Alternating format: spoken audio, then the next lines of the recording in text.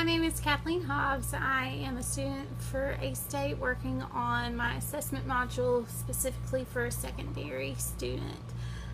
This is me describing my target student, Eli Trophy. And Eli is 12 years old. He was born October 2nd, 2004. He is currently in 7th grade at Liberty Bell Middle School in my self-contained classroom. We're going to go over some of the tests and assessments that Eli has gone through, but first let me share a little family history with you. Eli comes from a very solid family background where he lives at home with both of his parents and two older brothers, Parker age 16 and Tripp age 14. Eli's health issues began at a very early age for the Trophy family. He was born 8 weeks premature and was quickly diagnosed with multiple health impairments. I do want to go over these because they greatly impact Eli even today. Upon being born, Eli was first diagnosed with having Soto syndrome, which is a genetic condition causing a physical overgrowth during the first years of life. Children with Soto syndrome are often taller, heavier, and have larger heads than their peers. Ironically, this rapid physical development is also paired with developmental delays with motor, cognitive, and social development. Muscle tone is low and speech is typically impaired as well.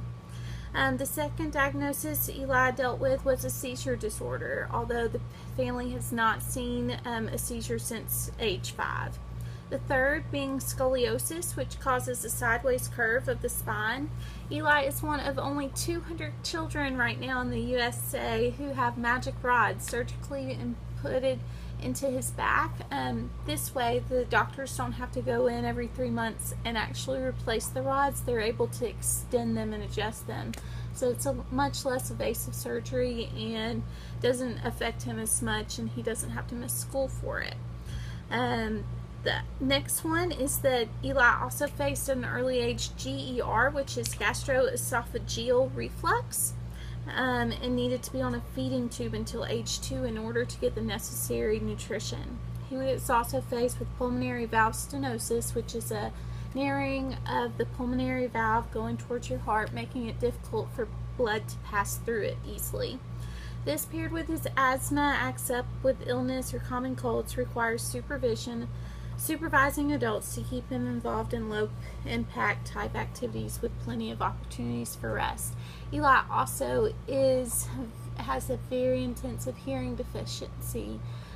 We've tried to wear hearing aids in the past, and the last time we had some, Eli tossed them out of the bus window, so he does not like to wear them, and so that kind of hurts him a lot with communication. We're going to go through the big assessments that he's taken through the school system. The first formal assessment was the Patel Developmental Inventory 2nd edition. This test was designed for early childhood and measures the concepts of developmental milestones. As a child develops, he or she typically attains critical skills and behaviors ranging from simple to complex. The domains this test measures are adaptive, self-care, and personal responsibility, the personal social that includes adult interaction, peer interaction, self-concept, and social role, communication with receptive and expressive, motor that includes gross, fine, and perceptual skills, cognitive, paying attention and memory, reasoning, and academic skills, and perception and concepts. Eli scored the following. In adaptive, his age equivalency is less than 2 years of age. Subdomain, raw score was 2, and his percentile rank was only 6. For personal and social, he averaged to be around 2 years of age with a percentile rank of 8. Communication was extremely low, scoring between 0 and the percentile rank only being 5. Motor skills, he hit around 1 year of age with the percentile rank hitting around 30%. And cognitive, we're hitting around 2 years of age with a percentile rank of 15. This test shows us that Eli from the very beginning was showing developmental delays due to his medical issues and cognitive function. According to these results and other forms of data, communication has always been his weakest area. The area of communication affects all others due to the fact that Eli struggles to understand what was going on around him. It automatically affected his ability to communicate with his personal and knowledge, with his people around him, and knowledge as well.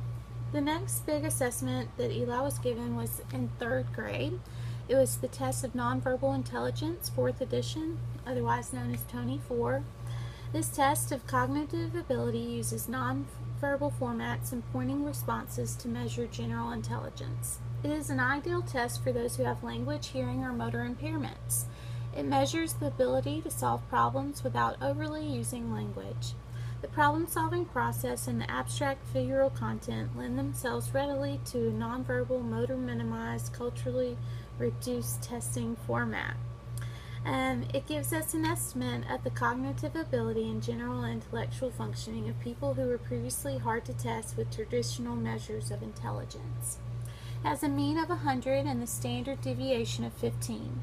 Eli received an index score of 69, putting him in the 2 percentile rank and age equivalency of less than 6 years of age. This significantly delayed and more than 2 standard deviations below the mean. Also, each year in the Johnson City school system, we use a different set of checklists in order to figure out where each student is on those goals for the CDC program. And the 4 main ones that Eli has recently been evaluated through is school adaptive behavior observation, which he was scoring 30% mastery, functional mathematics skills, completing 30%, basic reading skills, completing only 14%, and pre-vocational checklists, scoring 30%. Looking at each of the checklists gives us a very detailed outlook on what Eli's strengths and weaknesses are at this time. As far as school adaptive observation, it looks at educational behavior, social development, communication, pre-vocational and vocational, and self-help. Eli's strongest area was educational behavior. His weakest area was communication. Because this is his weakest area, I want to point out the biggest ones. He couldn't meet any of these following criteria. Number 1, uses appropriate sentence length, complexity, and grammar orally. Number 2, uses appropriate vocabulary. 3, remembers and relates experiences in proper sequence. Number 4, understands both oral and written directions, 1, 2-step, or etc.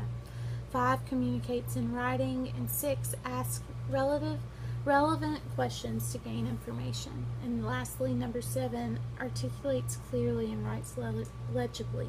He cannot do any of those.